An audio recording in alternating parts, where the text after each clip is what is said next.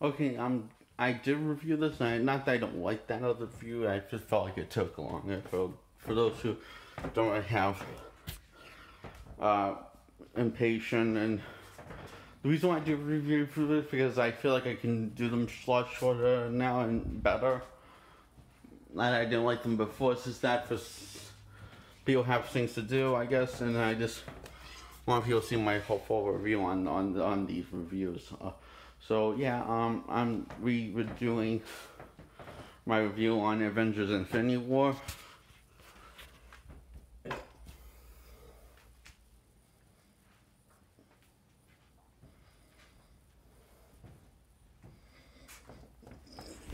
So I almost dropped you.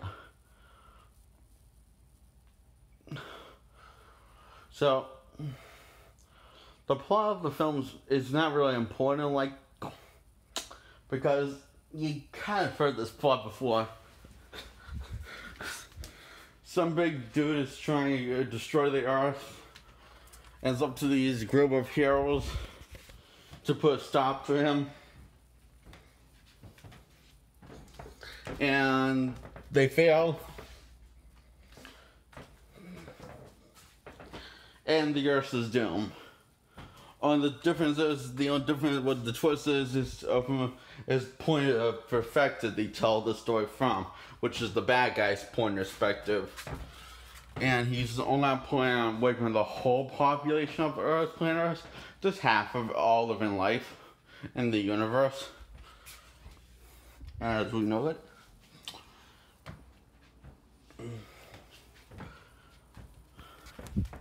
I would have to say the real hero of the film is the fallen hero who fails Thor. Because the only focus is on... I notice how the only focus on developing Thor's character and Thanos' character. Yeah, Thanos doesn't have a bad story to tell. It's just that I find him kind of boring and with almost no personality. But he's acted well. He's acted by Josh Brolin, who does a really good job bringing life into this wooden puppet. That would be Thanos.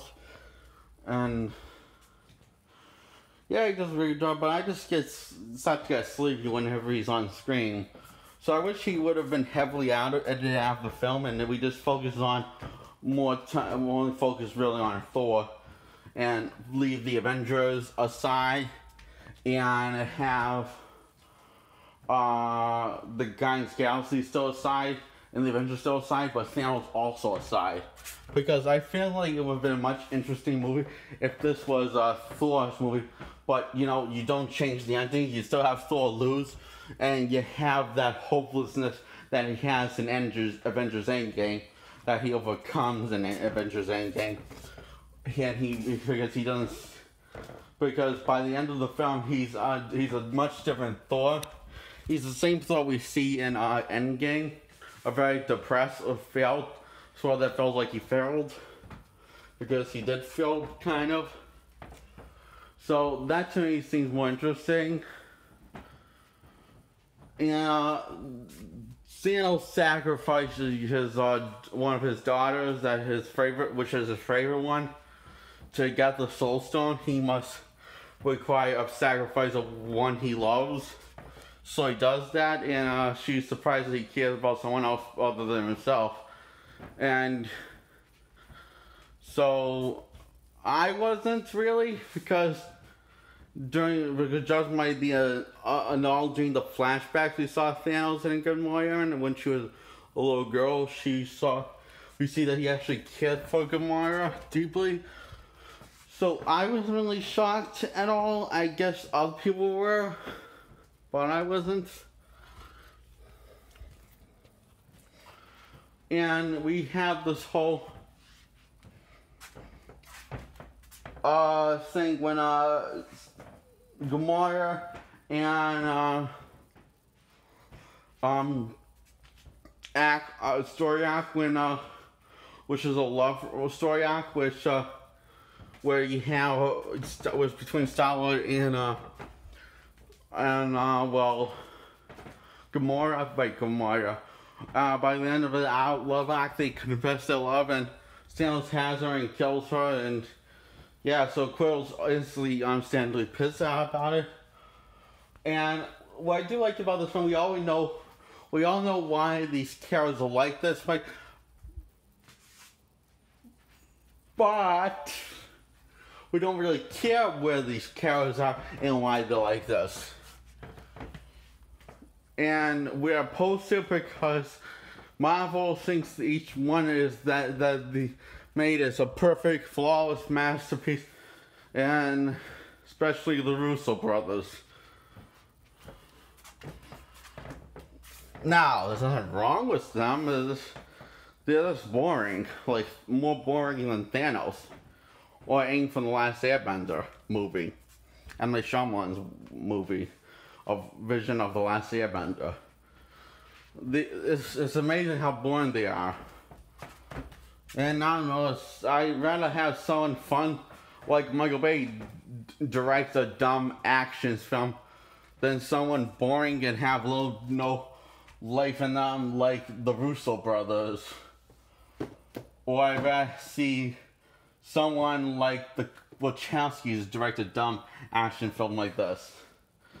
Because that's what Infinity War is, a dumb action film.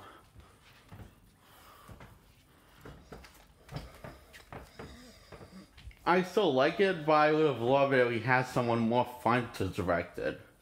Like Michael Bay or the Russo brothers, or even anyone, or anyone this other than just someone who doesn't. I think Michael Bay would be the perfect person to direct a film like this.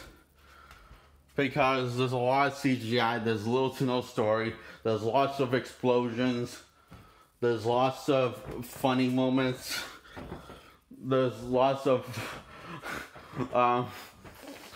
sexy women. That sounds like, and Michael Bay can actually take this all as stupidness and put adrenaline in the stupidness. And the turkey of stupidness. And it would be amazing. Some people would not like it, but you would at least remember it more of it, the stupidness. You would remember more of the stupidness than you would remember of the snores you were trying to take in between scenes. That's not to say the film's boring, it's just almost boring. I mean, it almost gets boring to me because if Thanos was in it anymore, I feel like the film would have really lost the heat, the energy that is trying to bring life into the thing. Because Thanos is not really, doesn't really have lots of energy like any of the other characters, or as likable as any of the other characters, or as charming as any of the other characters, or as relatable, as interesting. He's just very bland and mediocre. The only thing that's saving this, I hate to say this, but it's true, because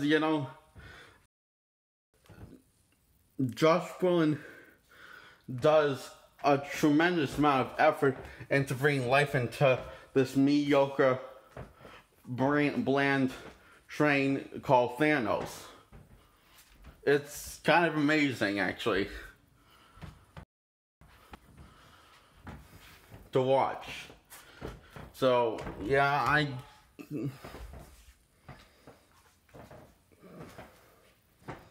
Thor, to me, is the best part of this film. Because he's the Chris Evans, I think, or Hemsworth. I get him and the guy who plays Captain America confused. Chris Hemsworth brings a serious amount of energy and spontaneous into this fun character that's not bland or mediocre at all. And anything, his character's the opposite. He brings a tremendous amount of energy, and everyone brings a tremendous amount of energy. The only problem is it's really sad because he doesn't really have that much energy in his character or life in his character. His character's, once again, like I said, mediocre and boring, right? Which means bland, right? So the Infinity War it's fun to watch, but oh, it would have been so much fun if Thanos wasn't in this film that much. And serious, because he is a pain in the ass to watch. The pacing he had, the amount he takes his time per act, when he's on screen, the pacing is balls. As it sucks hard. Oh. So yeah, I recommend this film. I give it a thumbs up. That's all I'm going to talk on this.